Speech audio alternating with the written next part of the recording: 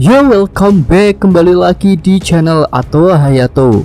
Bagaimana kabar nakama sekalian? Semoga selalu baik-baik saja. Yosa ringkasan lengkap untuk chapter 1121 sudah rilis.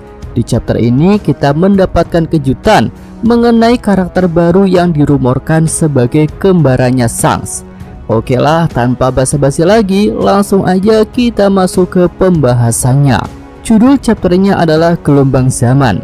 Lanjut ke bagian cover menunjukkan color split yang berisi Nami raksasa dan kru topi jerami kecil yang mengelilinginya. Mereka sedang menikmati makanan musim panas seperti es krim, farm fresh, mangga, nanas, anggur, dan sebagainya.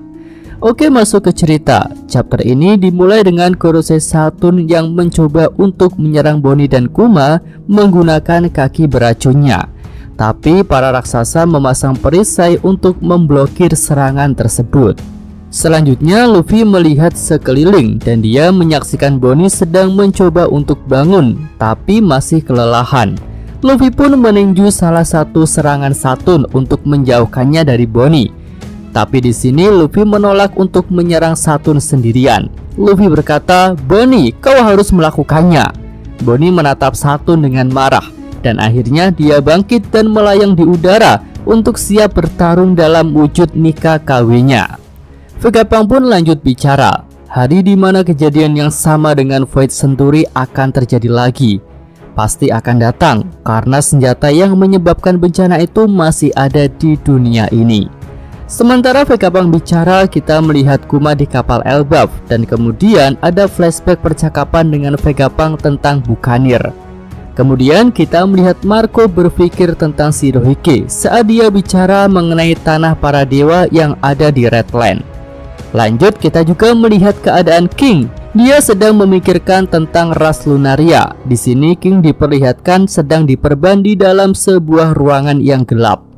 Oke, selanjutnya kita juga melihat keadaan Puding di dalam sel. Dia mengingat masa kecilnya ketika anak-anak mengerjai dirinya yang memiliki 3 mata. Oke, lanjut kita kembali ke kapal Elbaf. Gorosei Saturn masih mencoba untuk menyerang Bonnie, tapi Luffy memblokir semua serangannya. Bonnie mengingat saat pertama kali Saturn dan Kuma bertemu di God Valley. Dia juga ingat kepada Ginny, momen ketika Bonnie masih bayi dan saat Saturn mengatakan kepada Bonnie bahwa dialah yang menjadikan Ginny sebagai bahan percobaan. Bonnie pun marah, "Beraninya kau melakukan semua itu pada ayah dan ibuku.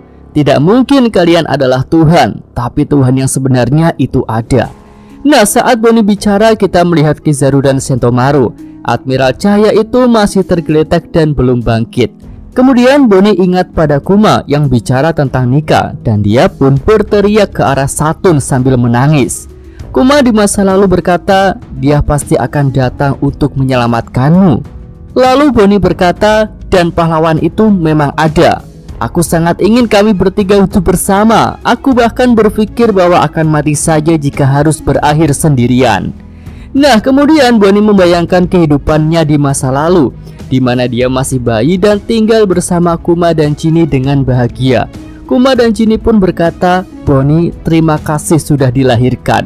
Ya, akhirnya Bonnie menegaskan, "Tapi aku masih hidup karena mereka berdua yang menginginkannya." Ya, melihat tingkah laku Bonnie, Saturn jadi marah dan dia berkata, "Dasar serangga sialan." Ya, selanjutnya dalam sebuah halaman ganda yang epik, Bonnie dan Luffy raksasa bersiap untuk melakukan serangan combo kepada Gorosei Saturn. Sementara itu pesan Vegapunk masih berlanjut. Vegapunk berkata, "Ketika bencana datang, tolong jaga diri kalian. Aku percaya pada kebijaksanaan umat manusia. Aku percaya pada ilmu pengetahuan." Nah, sekarang kita melihat reaksi Iceberg di Water 7. Lalu Fishmonk Chase dan Caesar juga diperlihatkan. Mereka berdua sedang bertengkar dan berdebat.